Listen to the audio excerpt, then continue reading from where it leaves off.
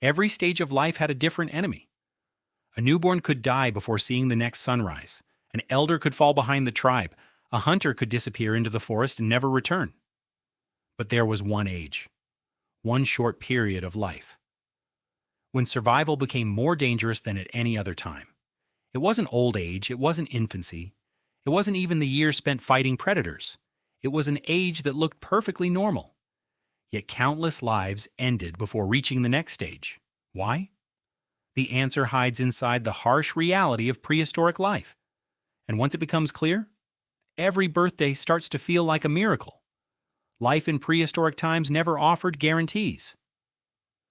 There were no doctors, no medicine, no police, no safe homes, no farms filled with endless food.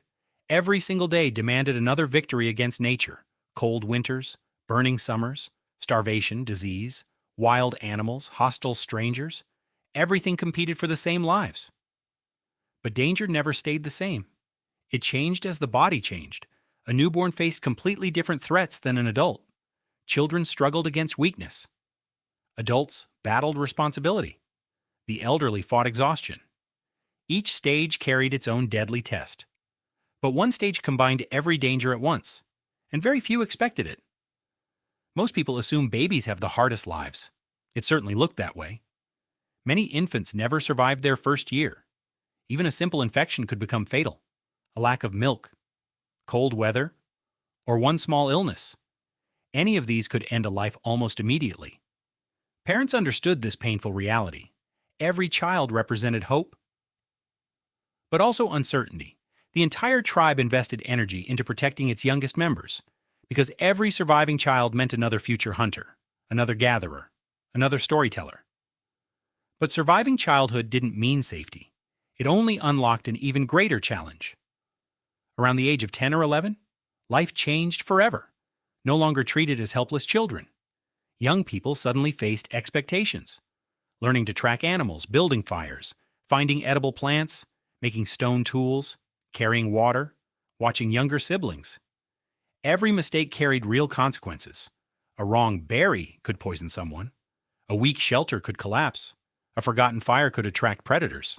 Learning happened through experience. And experience often came with pain. Still, this wasn't the deadliest age. Something far more dangerous waited ahead. The teenage years transformed everything. The body became stronger, faster, more capable. But strength created new responsibilities. Instead of staying near camp, young hunters joined dangerous expeditions.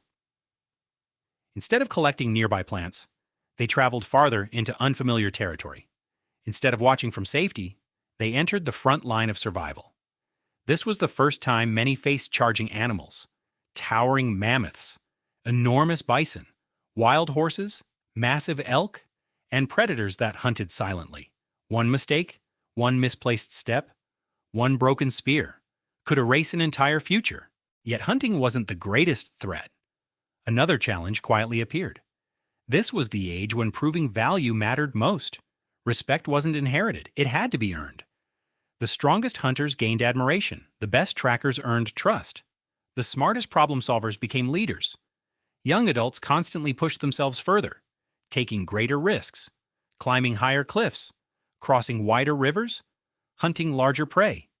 Each success increased status. Each failure carried enormous cost. Because survival depended on contribution, those unable to help endangered everyone.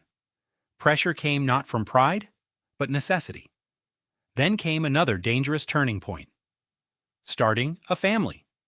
Finding a partner wasn't simply about affection. It meant building the tribe's future, protecting children, sharing resources, creating stronger alliances. For women, pregnancy introduced life-threatening risks. Without medical care, complications often became fatal. A difficult birth could end 2 lives instead of 1. Even surviving childbirth didn't guarantee safety. Infections, blood loss, malnutrition, all remained constant dangers.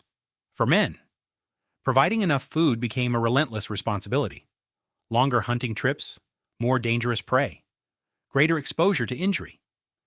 Every decision affected an entire family. Failure no longer meant personal hunger. It meant children starving. Interestingly, the body itself created another hidden danger. During the late teenage years and early 20s, confidence usually increases faster than experience. Young hunters felt nearly invincible. They ran farther, fought harder, took bigger chances. But nature didn't reward confidence. It rewarded caution. Older hunters often survived because they recognized danger sooner. Younger hunters sometimes chased wounded animals too aggressively, entered caves too quickly. I walked into unstable terrain, approached rivers without enough preparation. Experience saved lives, but experience only came after surviving countless close calls. Many never reached that point. Archaeologists studying prehistoric skeletons have discovered something fascinating. Many remains belong to young adults. Bones reveal broken arms, crushed ribs, healed skull fractures, deep cuts, powerful impacts. Some injuries healed completely, others clearly did not. Every scar tells the same story. Survival demanded incredible resilience. The human body often recovered from astonishing injuries. But recovery required something equally important: the tribe. An injured hunter couldn't hunt alone. An injured mother couldn't gather alone. Others carried food, protected camps, shared resources. Human survival depended less on individual strength and more on cooperation. Perhaps that became humanity's greatest weapon. What about old age? Reaching 40 or 50 years was already remarkable. Those who survived that long possessed something priceless: knowledge. They remembered migration routes, recognized dangerous plants, predicted seasonal changes, knew animal behavior, taught children, solved conflicts. Experience became more valuable than speed. Even if physical strength declined, wisdom often protected the entire group. Old age wasn't simply survival, it represented victory, proof that thousands of dangers had already been defeated.